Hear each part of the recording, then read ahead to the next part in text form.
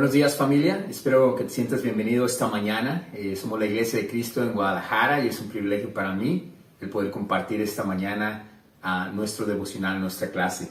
Continuamos con la serie de estudios titulada Vidas Grandiosas y espero que a este punto tu vida esté siendo realmente transformada, tocada por el Espíritu de Dios. Hoy no va a ser la excepción, vamos a ver un tema increíble.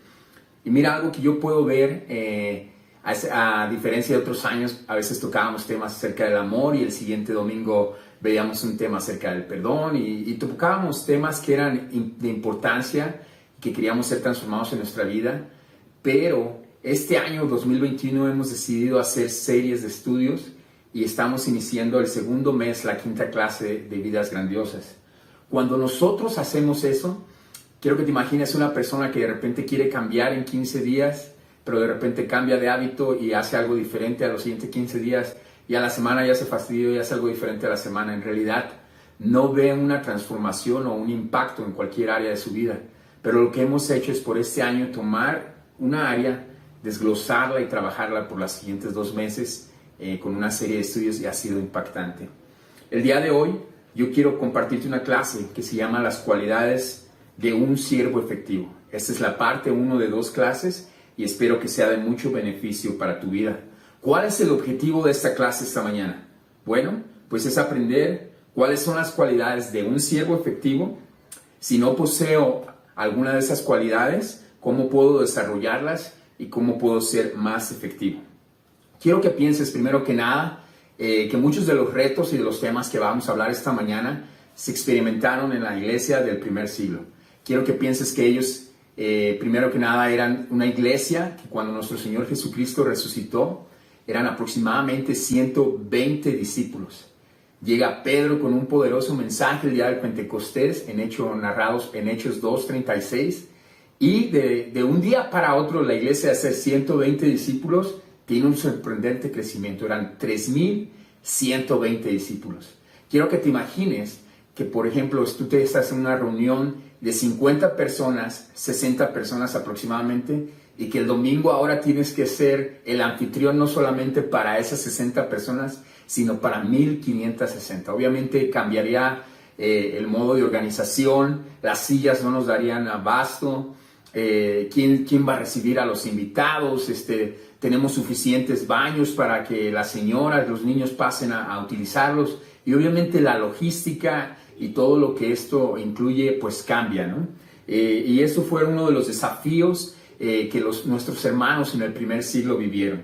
Quiero que para iniciar nuestro estudio esta mañana me puedas acompañar a nuestra primera escritura, que está en Hechos 6, versículo del 1 al 6. Y nuevamente el título de nuestra clase esta mañana es Cualidades de un siervo efectivo, parte 1.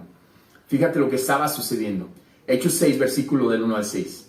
En aquellos días, al aumentar el número de los discípulos, se quejaron los judíos de habla griega contra los de habla aramea, de que sus viudas eran desatendidas en la distribución diaria de los alimentos. Así que los 12 reunieron a la comunidad de discípulos y les dijeron: no está bien que nosotros los apóstoles descuidemos el ministerio de la palabra de Dios para servir mesas. Versículo 3. Hermanos, escojan de entre ustedes a 7 hombres de buena reputación, llenos del Espíritu Santo y de sabiduría, para encargarles esta responsabilidad. Así nosotros nos dedicaremos de lleno a la oración y al ministerio de la palabra. Esta propuesta agradó a toda la asamblea. Escogieron a Esteban, hombre lleno de fe y del Espíritu Santo, a Felipe, a Prócoro, a Nicanor, a Timón, a Parmenas y a Nicolás, un prosélito de Antioquía. Versículo 6 dice que los presentaron a los apóstoles, quienes oraron y les impusieron las manos. Fíjate qué increíble pasaje donde vemos aquí ya a los apóstoles en acción. Vemos una de las primeras situaciones ya internas. Hay 2 grupos que son descritos aquí en el principio del pasaje. Uno de ellos dice que eran los judíos de habla griega y los judíos de habla aramea. Bueno, los judíos de habla griega eran conocidos en ese momento como helenistas. ¿Quiénes eran ellos? Judíos cristianos influenciados por una cultura griega. ¿Y quiénes era el otro grupo que hablaba arameo? Bueno, ellos eran conocidos como los hebreos. Eran judíos cristianos también, ya convertidos al cristianismo, pero quienes seguían teniendo algunas prácticas en el judaísmo y tradiciones. Pero recordemos que unos eran de habla griega y otros de habla aramea. Bueno, ¿cuál fue la solución de los apóstoles? Simple y sencillo. Los dos apóstoles llaman, comisionan a 7 hombres para cubrir las necesidades que se presentaron dentro de la iglesia, ¿verdad? Estas responsabilidades las delegaron, dice aquí en los versículos que leímos, a 7 hombres. Esas responsabilidades no eran las mismas que los apóstoles tenían, pero eran indispensables para el ministerio, para el funcionamiento interno de la iglesia. Los mismos apóstoles dicen, no está bien que descuidemos la palabra de Dios para servir las mesas. Y eso es algo muy importante. Cuando tú y yo servimos dentro de una iglesia, tenemos que pensar que cada uno de nosotros tenemos diferentes roles, funciones, dones y habilidades. Algunos vamos a ver que tienen la habilidad para predicar, otros van a tener la habilidad para cantar, otros para servir a nuestros niños en los ministerios, otros para hacer sentir bien a alguien cuando llegue a nuestras reuniones. Y todas esas personas forman una parte vital de nuestro ministerio para que una iglesia funcione. Quiero también que pienses, estos 7 hombres fueron los primeros diáconos registrados en la Biblia, en el Nuevo Testamento. El día de hoy muchas veces algunas iglesias, quizás es nuestro caso también, pueden escoger personas por cierto perfil profesional. Te voy a dar un par de ejemplos. Un maestro de secundaria, de preparatoria, un músico profesional, o qué tal un contador, ¿no? Ves a un hermano que tiene el perfil del maestro y le dices, hermano, quiero que utilices tus talentos para ayudarnos a avanzar el ministerio de los niños, que haya un programa más específico de qué es lo que vamos a estar enseñando a nuestros niños este año 2021. ¿Qué tal un músico? Hermano, ocupamos que tus talentos que Dios te dio nos ayudes a traerlos a la iglesia, para que las hermanas ya no se desafinen tanto, para que los músicos no se salgan de tiempo y ocupamos de tu talento. Y un contador, ¿por qué no tenerlo ayudándonos con las finanzas de la iglesia? Y así sucesivamente. Todos estos son perfiles que muchos hermanos tienen de manera profesional y que queremos traerlos a la iglesia y que se conviertan en roles espirituales para servir a la iglesia. Entonces, quiero que pienses que en el primer siglo la iglesia no escogía a esos diáconos o a estos 7 hombres mencionados por ese perfil académico, por ese perfil profesional, pero más bien por sus cualidades espirituales que tú y yo estudiaremos esta mañana.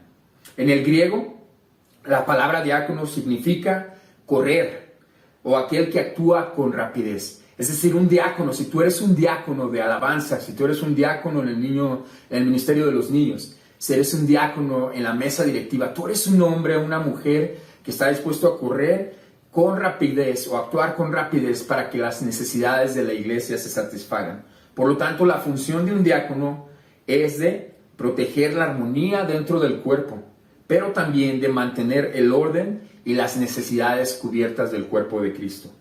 6 cualidades por las que fueron elegidos estos 7 hombres, las voy a mencionar enseguida y vamos a estudiar 3 de ellas. La primera es la sumisión, una buena reputación, que eran llenos del Espíritu Santo. 4, había sabiduría. 5, visión por la obra de Dios. Y finalmente, eran hombres de humildad. El día de hoy estudiaremos las primeras 3. ¿Ok? Nuevamente en el siguiente capítulo, en la siguiente clase, la siguiente semana será cubierta las otras 3. Así es que veamos entonces las primeras 3 cualidades de un siervo efectivo, que sería la sumisión, la buena reputación y hombres llenos del Espíritu Santo. Yo quiero darte este reto. Mientras escuchas esta clase esta mañana, quiero de alguna manera que tú y yo tengamos una interacción que no sea pasiva, que no sea simplemente un escuchador, pero que mentalmente tú estés pensando en cuáles de estas cualidades tú ya posees, que son una fortaleza para ti, y en cuáles de ellas a ti te necesita crecer, tú necesitas desarrollarlas más. Vamos a ver la cualidad número 1, la cualidad de la sumisión. Quiero que pienses, los primeros diáconos estaban bajo la autoridad de los apóstoles. Los apóstoles fueron quienes les impusieron las manos a ellos. Fueron quienes oraron por ellos y fueron también quienes compartieron su autoridad dentro de la iglesia. En algunas iglesias el día de hoy, los diáconos son los que nombran a los ministros, son los que imponen las manos sobre los ministros, oran por los ministros y les dicen sus funciones. Esto estaría acorde a la escritura, pues de cabeza.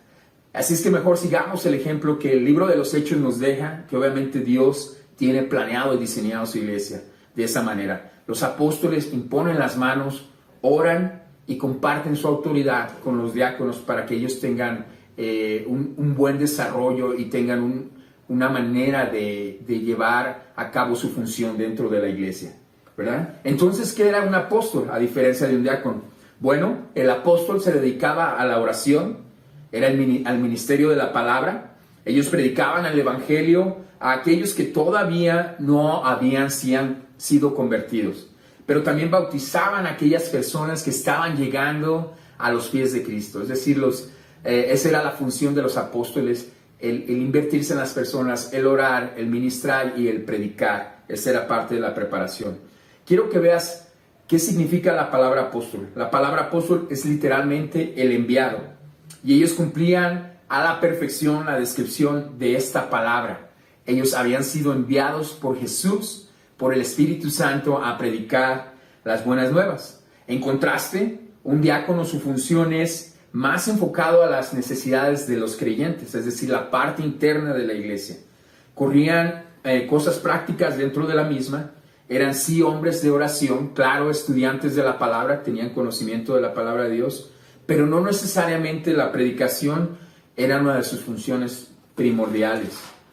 En Hechos 6, versículo 8, describe a Esteban como uno de esos 7 hombres. Ya lo leímos enlistados junto con Prócoro y otros más. Lleno del Espíritu Santo, de fe y de poder, que realizó grandes señales entre la gente. Esta era la descripción de Esteban. Un hombre lleno de fe, de poder y del Espíritu Santo que realizó señales entre la gente. Él fue considerado uno de los primeros mártires. Él fue una de las personas que habló valientemente acerca de Jesucristo, de su evangelio, de su muerte y su resurrección, y la Biblia lo registra como uno de los primeros mártires en perder su vida por cuestiones del evangelio. Qué increíble ser recordado y registrado esta mañana. Mas sin embargo, la predicación y la oración no era una de sus funciones primordiales de Esteban, pero cuando él tuvo que hablar valientemente de nuestro Señor Jesucristo, así lo hizo. Entonces, ¿qué es un siervo efectivo? ¿Cómo un siervo efectivo puede llevar a cabo esta parte, esta cualidad de la sumisión?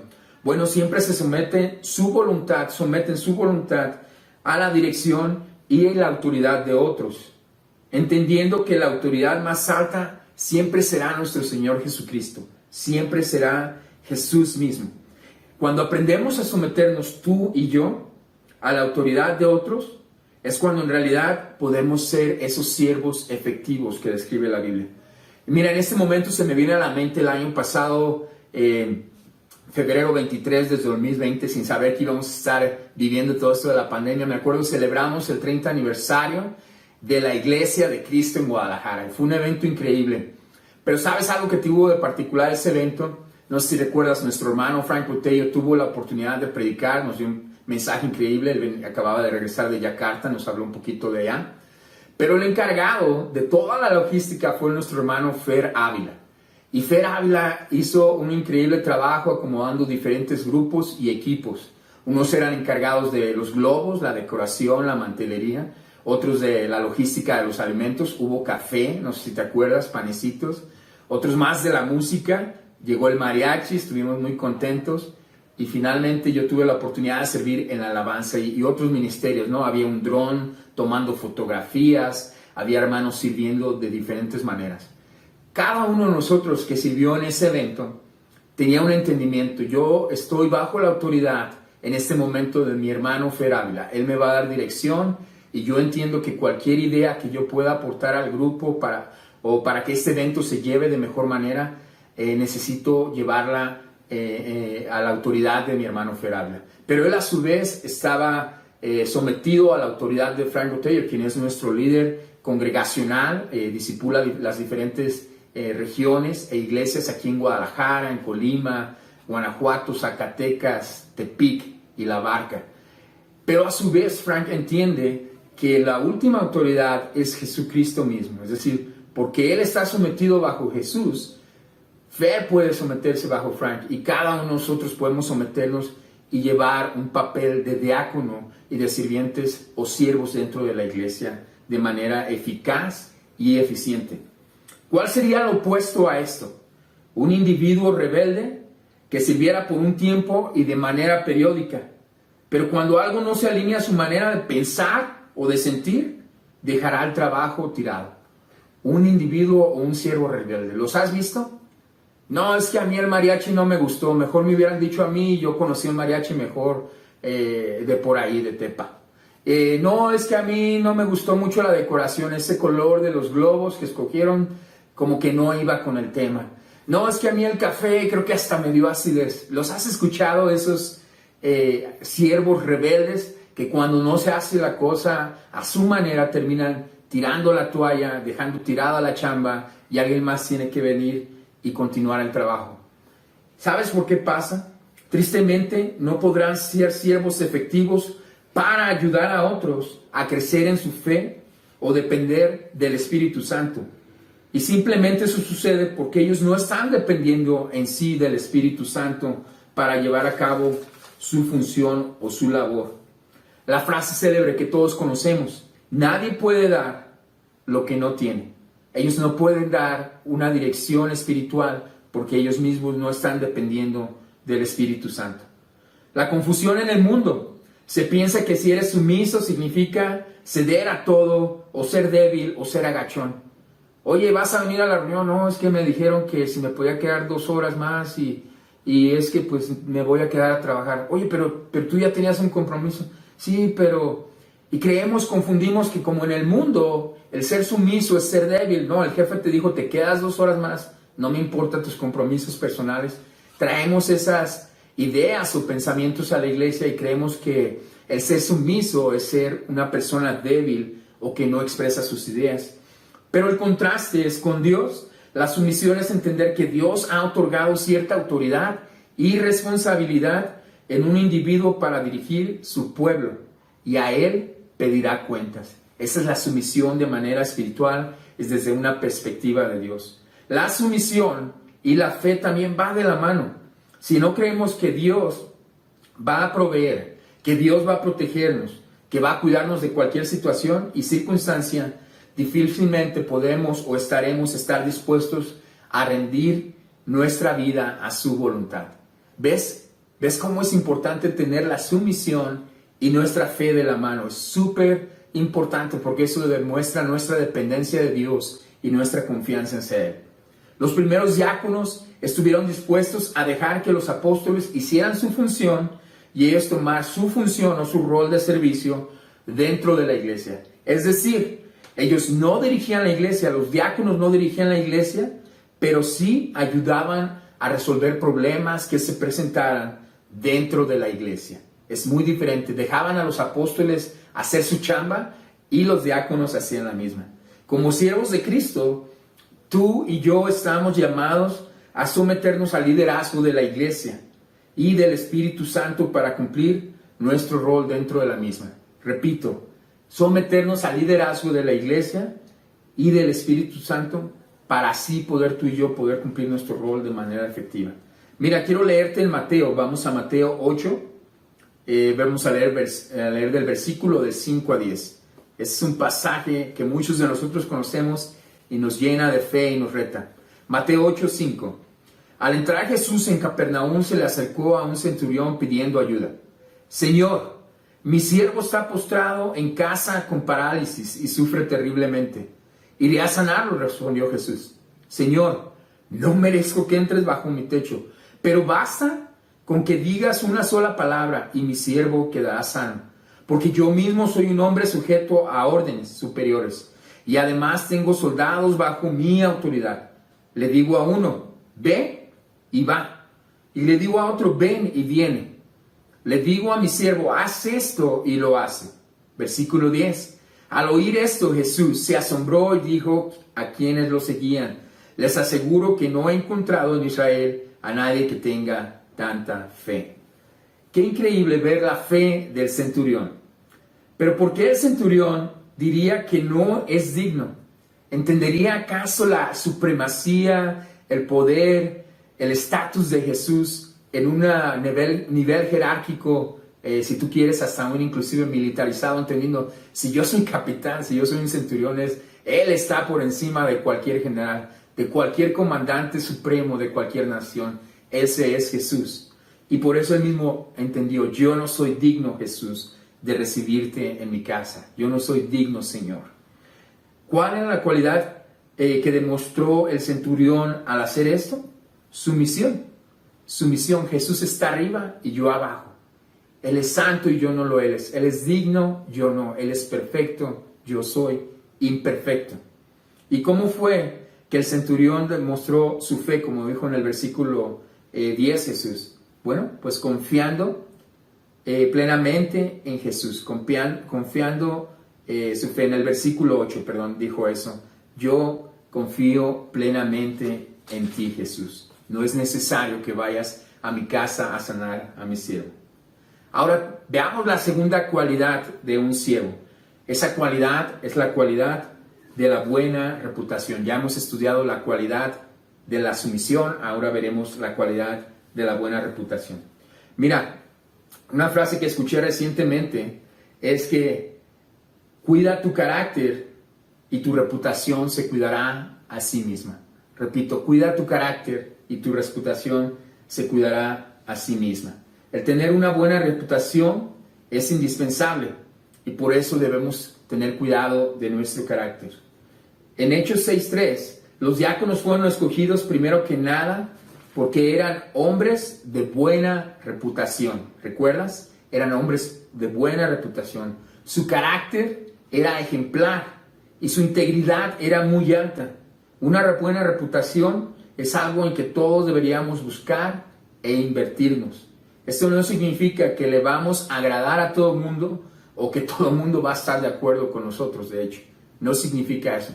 Pero una buena reputación sí creemos que firmemente en la palabra de Dios, y que si lo hacemos, la palabra de Dios, nuestro estilo de vida, y nos esforzamos por ponerla en práctica diariamente, estaremos construyendo una buena reputación definitivamente. ¿En dónde? Primeramente en la comunidad de nuestros creyentes, en la comunidad de aquellos que han llegado a conocer de Jesús, pero también en el mundo. En cualquier lugar que tú vayas, tu trabajo, la escuela, en tus vecinos, tu familia, tu reputación será diferente. Él o ella es una mujer de integridad.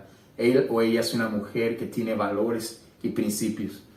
Una buena reputación no tiene nada que ver con los estándares del mundo, de ser una persona exitosa. El ser rico, el ser famoso, el ser un líder de un grupo o tal o cual empresa, no necesariamente quiere decir que tengamos una buena reputación. Yo creo que todos conocemos el ejemplo, ¿verdad? El artista que todos seguimos, el cantante, el actor que apreciamos y que decimos, qué increíble cómo actúa, cómo canta.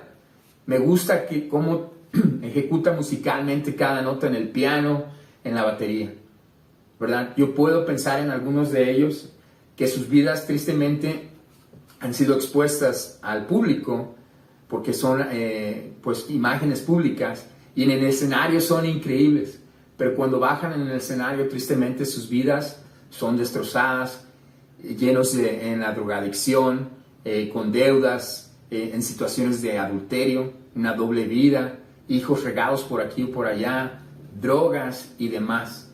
Cuando tú ves todas este tipo de personas, la verdad te entristece el corazón porque pensarías que una persona que tiene fama, que tiene los recursos económicos, estaría en otro nivel en su vida personal, pero desafortunadamente no. En contraste, una persona con un bajo ingreso, que tiene pocos ingresos económicos, puede tener una increíble reputación entre la gente que lo conoce. Quizás tú conozcas a alguno de ellos que dices, bueno, no vive en Puerta de Hierro, no vive en Valle Real o en Jardín Real, no es parte de esa realeza, mas sin embargo es un hombre, es una mujer que tiene una increíble reputación dentro de la comunidad. Es una persona que quizás no sea famosa, mas sin embargo sí es una persona conocida por ser una persona espiritual. La pregunta que yo quiero hacerte esta mañana es, ¿por qué la reputación es vital o importante para el servicio dentro de la iglesia? ¿Por qué la reputación es vital o importante? Y mira, porque el servicio verdadero es un reflejo del amor y la presencia de Dios en la vida de la persona. El amor y la presencia de Dios en la vida de la persona. Es un reflejo. Nosotros reflejamos cuando estamos sirviendo y cuando nuestra reputación es bien conocida entre los creyentes, es vital e importante. El mundo te dice lo contrario. El fin justifica medios. ¿Alguna vez lo has escuchado eso? No importa qué tengas que hacer, siempre y cuando que el trabajo esté hecho. ¿De verdad? Y de repente vemos por ahí empleados que dicen, oiga, vengo el trámite de tal empresa, a ver si ya está la licencia para que podamos operar. No, pues todavía no está. Oiga, ¿y cómo le podemos hacer? Pues pase con el de allá, él le da más informes. Y estamos dispuestos inclusive a sobornar a funcionarios públicos y a ellos a corromperse con tal de que el trámite se termine, ¿verdad? El fin justifica medios. Dices, ya quedó el trámite, jefe, aquí está, yo ya cumplí, no importó qué fue lo que se tuvo que hacer o decir. Mas, sin embargo, no podemos separar el carácter interno de una persona con sus actos de servicio. Es decir, para Dios, una buena reputación es vital para un buen servicio. Para Dios, tu reputación es vital para tu buen servicio. ¿Verdad? Nuestra reputación trae un buen o mal testimonio acerca del Evangelio de Cristo. Las palabras convencen, pero los hechos arrastran. A veces lo decimos nosotros mismos. Oye, hermano, qué bonito hablaste, pero ¿qué tal tu vida? ¿Qué tal tus hechos? ¿Qué tal tu ejemplo? ¿Es tu vida congruente a lo que estás diciendo? Y por eso la Biblia nos recuerda que tu vida y tu doctrina sean congruentes. Porque si lo haces, te salvarás primeramente a ti mismo y a aquellos que te escuchan. Es súper importante que nuestra vida, nuestra reputación, nuestra doctrina sea congruente con el Evangelio. Las palabras convencen, pero los hechos arrastran. Tu vida puede crear un impacto positivo o negativo para aquellos que te observan en el día a día. Hay gente que el día de hoy te está observando a ti y me está observando a mí. Yo ni siquiera me estoy dando cuenta, pero mira, el vecino que tiró la basura. Mira, el vecino que ya llegó borracho otra vez. Mira, ¿verdad? El compañero de trabajo que siempre llega tarde. Tu reputación, buena o mala, está creando un impacto positivo o negativo. Por eso, si tu reputación es buena en Cristo, durará para toda la eternidad y no solo por unas semanas o unos cuantos meses. Cuando tu reputación es buena en Jesucristo, es eterna. Vamos a leer juntos Mateo 7, versículo 17 al 18. Por favor, acompáñenme. Mateo 7, versículo 17 al 18. Del mismo modo, todo árbol bueno da fruto bueno, pero el árbol malo da fruto malo. Un árbol bueno no puede dar fruto malo y un árbol malo no puede dar fruto bueno. Jesús nos da esta analogía aquí para que nosotros podamos ver, si tú eres una persona buena, tus obras no pueden ser malas, pero viceversa, en contraste, si eres una persona mala, tus frutos o tus obras no pueden ser buenas. ¿Cómo se puede relacionar el ejemplo de dar un fruto malo? ¿Cómo se puede relacionar en los actos de servicio? Quiero que pienses tú esta mañana. Malas intenciones quizás. ¿Cuál es la importancia de la santidad en tu vida mientras sirves a otro? ¿Ves cómo tiene una importancia el que tú vivas en santidad aun cuando te encuentres sirviendo a otros? Jesús dijo, un árbol bueno no puede dar frutos malos. Es decir, yo tengo que mantener santo y puro mi corazón en un constante arrepentimiento. Vayamos finalmente a la tercera cualidad, la cualidad de ser lleno del Espíritu Santo. Ya estudiamos la sumisión, la buena reputación, ahora es la cualidad de ser lleno del Espíritu Santo. Mira, en Hechos 3, dice el pasaje que se aseguraron que los 7 hombres que ellos escogieron fueran hombres llenos del Espíritu Santo. Para ser un siervo efectivo, tú y yo debemos de ser un siervo que está lleno del Espíritu Santo. El Espíritu Santo nos guía como creyentes en Cristo. ¿Para qué? Para hablar las buenas palabras, para realizar las buenas obras y para caminar de manera correcta delante de Dios. Hablar las buenas palabras, realizar buenas obras y caminar de manera correcta delante de Dios. Es imposible que tú y yo hagamos algo en esta tierra que tenga un impacto eternal, a menos que el Espíritu Santo nos lo permita. Ya hemos mencionado que Esteban era un hombre lleno de poder, de buena reputación y lleno del Espíritu Santo. Y fíjate qué cualidades tan especiales que tú dentro de tu congregación, dentro de tu comunidad, dentro de tu trabajo, en tu comunidad de vecinos, puedas ser conocido como un hombre, una mujer de poder, con una buena reputación y del Espíritu Santo. Sería increíble. Esteban era un hombre de cualidades que te llena del Espíritu Santo y él emanaba el carácter de Dios. Era evidente que él estaba con Dios. ¿Cuáles son algunos de esos frutos del Espíritu Santo? Bueno, leamos en Gálatas 5, 22 y 23. Dice, en cambio, el fruto del Espíritu es amor, alegría, paz, paciencia, amabilidad, bondad, fidelidad, humildad y finalmente dominio propio. No hay ley que condene estas cosas. Algo que podemos nosotros buscar es ser más como Cristo y desarrollar los frutos del Espíritu Santo. Y la verdad es un reto. Si tú me preguntas a mí, Napo, ¿tú eres un hombre paciente? La respuesta es no. Eres un hombre amoroso. Muchas veces me cuesta. Eres un hombre alegre. Me cuesta. Puedes preguntar a mi familia cuando llega la Navidad. Me dicen el Grinch de la Navidad aquí en mi casa. Porque muchas veces me cuesta ser un hombre alegre y que en ese momento se celebre la Navidad y decorar la casa. Pero lleno del Espíritu Santo, yo soy llamado a ser transformado en esas áreas. Y ese es el reto para cada uno de nosotros, que tú y yo podamos ser más a la imagen de Jesucristo, que no seamos ese mismo hombre, esa misma mujer que éramos hace 5 o 10 años. Necesitamos ser transformados. Estas cualidades, todos estos frutos del Espíritu Santo son anhelados por cualquier persona en cualquier periodo de la historia, es decir, que son universales y que trascienden cualquier tiempo y periodo de la historia. El día de hoy se aplican al igual que hace más de 2000 años. Y yo quiero animarte a que tú puedas trabajar en tener esos dones del Espíritu Santo, el amor, la paciencia, la alegría. Si tú eres también ese Grinch como yo, que tú seas ese hombre, esa mujer que busque ser transformado en cada una de estas áreas. Los sirvientes que son llenos del Espíritu Santo son más como Jesús. A veces caemos en este error, fíjate, o podemos mencionar algunas cosas. ¿Qué haría Jesús o qué diría Jesús en tal o cual situación, verdad? ¿Qué haría Jesús si se encontrara en esta circunstancia? ¿Cómo viviría Jesús si estuviera viviendo en el ambiente o en la comunidad en la que yo vivo? Estos siervos que están llenos del Espíritu Santo son aquellos que reciben dirección, guía y poder de ese mismo Espíritu Santo que hemos estado estudiando.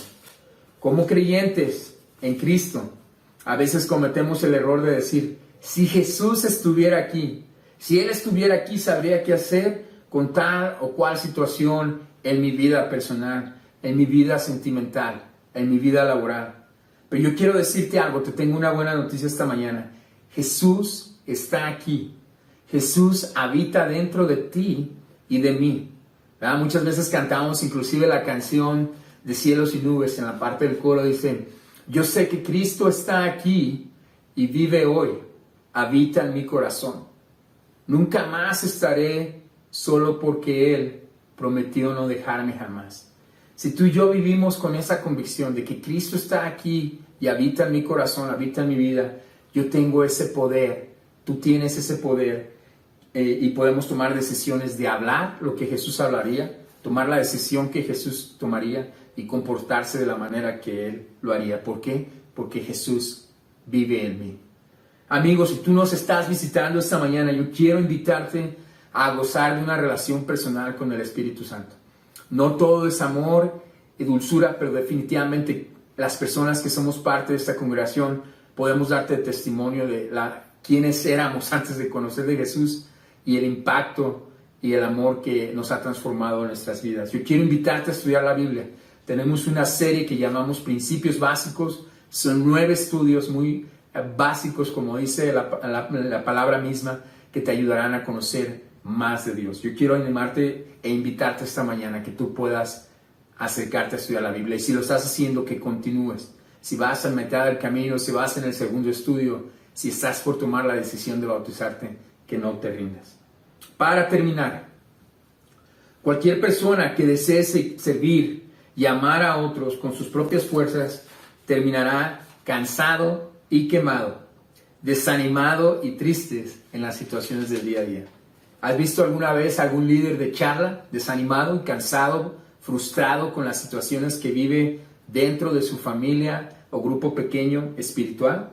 ¿Has visto a otro líder que ha servido a otro nivel en otro ministerio desgastado que dice, yo ya no quiero saber de esto, yo no sé ni por qué me metí en esto? Es porque muchas veces estamos dependiendo de nuestras fuerzas y no del Espíritu Santo. Nadie, absolutamente nadie puede permanecer fiel en devoción total y consistente sin la ayuda del Espíritu Santo. Así que quien quiera ser un siervo efectivo tiene que recordar estas 3 cualidades que hemos estudiado esta mañana: la sumisión, la buena reputación y el ser lleno del Espíritu Santo. Quiero cerrar, estamos a punto de celebrar la Cena del Señor, y quiero cerrar con esta escritura acerca la carta que escribió Pablo en 1 Corintios a la iglesia en Corinto, capítulo 15, versículo 14. Si me acompañas ahí, dice: y si Cristo no ha resucitado, nuestra predicación no sirve para nada, como tampoco la fe de ustedes. Fíjate qué importante recordar aquí que todo lo que hacemos, lo hacemos porque Jesús resucitó. Hay gente, estudiosos, académicos, gente que ha por diferentes siglos estudiado la vida de Jesucristo, su pasión, su muerte y su resurrección. Y todos coinciden en algo, en que si Cristo no hubiera resucitado, Jesús hubiera sido simplemente un buen hombre con buenos principios morales, éticas y valores, que murió en la cruz por una buena causa. Pero el poder reside en que Jesús resucitó. Y mira, ¿sabes quién resucitó a Jesús? El Espíritu Santo. Ese mismo Espíritu Santo que mora en nosotros el día de hoy fue quien lo levantó de entre los muertos hace casi 2000 años. ¿Lo crees? Yo sí lo creo. Y es por eso que esta mañana tengo el honor de compartirte esta clase y este pasaje. Si la resurrección no hubiese sucedido, el poder de la cruz no tuviera el poder que tiene hoy en nuestras vidas. Ese es el centro de nuestra fe. Amigo, hermana, hermano, que estás aquí esta mañana. Espero que esta clase haya sido de ayuda para tu familia, para tu vida personal, que la pongamos en práctica y que podamos seguirnos desarrollando conforme vamos avanzando en nuestra madurez en Cristo. Gracias por tu tiempo. Acompáñame a orar por el pan y el jugo de uva. Señor, te damos tantas gracias esta mañana por el privilegio de venir ante ti. Gracias porque, como dice el apóstol Pablo en esta carta a la iglesia en Corinto, sin el poder de la resurrección, la cruz simplemente hubiera sido una desgracia. Nuestra fe sería una pérdida de tiempo. Pero porque creemos que nuestro Señor Jesús vivió en esta tierra, murió en la cruz por el perdón de nuestros pecados y fue resucitado, es que nuestra vida tiene poder y tiene esperanza. Ayúdanos a ser hombres y mujeres sumisos, siervos de buena reputación y siervos que están dispuestos a ser llenados por tu Espíritu Santo. Gracias por la vida de nuestro Señor Jesús. Bendice el pan y el jugo de uva, que sea una gran celebración en la vida de cada uno de nosotros. Te amamos y es en el poderoso nombre de nuestro Señor Jesús que te oramos todo esto. Amén. Muchas gracias.